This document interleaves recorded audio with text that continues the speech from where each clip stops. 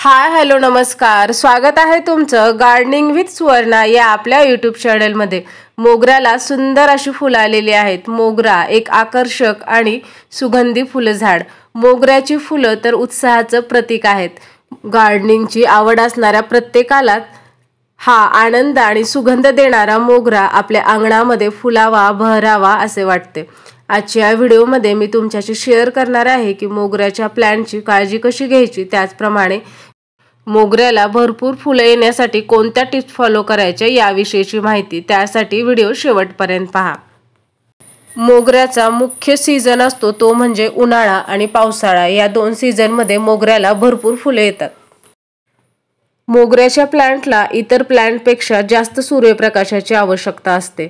मोगऱ्याच्या प्लांटला दिवसातून 6 ते 8 तास सूर्यप्रकाश आवश्यक आहे। त्यामुळे मोगऱ्याचं झाड लावताना किंवा कुंडी ठेवताना याची काळजी घ्यावी की ज्या ठिकाणी भरपूर सूर्यप्रकाश आहे अशा ठिकाणी ते प्लांट ठेवावे।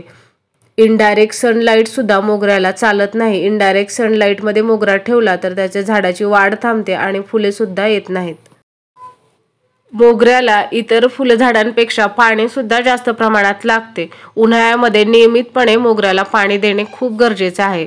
पण उन्हाळा सोडून इतर सीझन मध्ये जेव्हा कुंडीतील माती कोरडी झालेली असते तेव्हाच पाणी द्यावे, कारण जास्त जर पाणी दिलं किंवा कुंडीमध्ये पावसामुळे पाणी जास्त प्रमाणात साठून राहिलं तर झाडाला कीड लागू शकते, झाडाची मुळे कुजू शकतात। त्यामुळे जेव्हा कुंडीच्या वरच्या थरातील माती आपल्याला कोरडी झालेली दिसेल तेव्हाच पाणी द्यावे। मोगऱ्याच्या प्लांटला टाईट, कॉम्पॅक्ट, घट्ट अशी माती अजिबात चालत नाही। पाण्याचा उत्तम निचरा होणारी माती मोगऱ्याच्या प्लांटला लागते।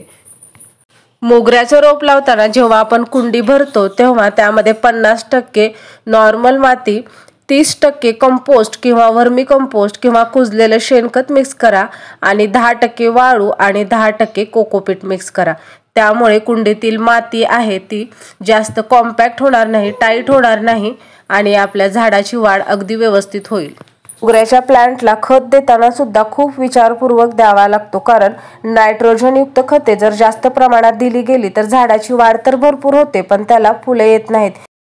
मोगऱ्याच्या प्लांटला कंपोस्ट, वर्मी कंपोस्ट यासारखी सेंद्रिय खते 15 दिवसातून 2 ते 3 चमचे कुंडीमध्ये द्यायची। त्याचप्रमाणे अधूनमधून पूर्णतः कुजलेले शेणखत सुद्धा आपण कुंडीतील मातीमध्ये मिक्स करू शकतो। त्यामुळे सुद्धा मातीचा पोत चांगला राहतो आणि झाडाला पोषण मिळते। माझ्याकडे जे काही मोगऱ्याचे प्लांट आहे त्यामध्ये अशा प्रकारचा मोगरा, वेल मोगरा, सिंगल मोगरा, डबल मोगरा सगळ्यांना मी फक्त कंपोस्ट आणि वर्मी कंपोस्ट हीच खते देते, तरी सुद्धा मातीचा पोत अतिशय चांगला राहिला आहे आणि प्लांटला भरपूर कळ्या आणि फुले येतात। आपल्या होम गार्डनिंग मध्ये शक्यतो केमिकल खतांचा वापर टाळायचा। फक्त कंपोस्ट, वर्मी कंपोस्ट, शेणखत किंवा बनाना पावडर यासारखी सेंद्रिय खते वापरून सुद्धा आपल्या प्लांटला भरपूर फुले येतात। मोगरा प्लांटला भरपूर फांद्या येण्यासाठी, कळ्या येण्यासाठी, फुले येण्यासाठी त्याची छाटणी करणे सुद्धा खूप गरजेचे आहे। मोगऱ्याची छाटणी फेब्रुवारी महिन्यामध्ये करतात। छाटणी केल्यानंतर त्याला नवीन फांद्या फुटतात, पालवी फुटते, भरपूर कळ्या येतात आणि मग उन्हाळ्यामध्ये भरपूर फुले येतात। छाटणी केल्यामुळे आपलं प्लांट सुद्धा कुंडीमध्ये एकदम व्यवस्थित शेपमध्ये वाढते। दमट वातावरण, कमी सूर्यप्रकाश यामुळे मिलीबग, ॲफिड, व्हाईट फ्लाईज यासारख्या किडींचा झाडावरती अटॅक होतो। या किडी मोगऱ्याच्या पानामधून रस शोषून घेतात, त्यामुळे झाडाची वाढ खुंटते, कळ्या गळून पडतात। त्यामुळे अशा प्रकारच्या किडी झाडावर पडलेल्या दिसल्या तर प्लांटवर नीम ऑइल स्प्रे करून घ्यावं। एक प्रिकॉशन म्हणून आपण महिन्यातून एकदा आपल्या गॅलरीमधील किंवा अंगणामधील प्रत्येक प्लांटवर नीम ऑइल स्प्रे करून घेऊ शकतो। त्यामुळे सुद्धा अशा किडींचा प्रादुर्भाव होत नाही। अशा प्रकारे जर आपण सगळ्या टिप्स फॉलो केल्या तर आपल्या मोगऱ्याला सुद्धा भरपूर कळ्या आणि फुले येतात।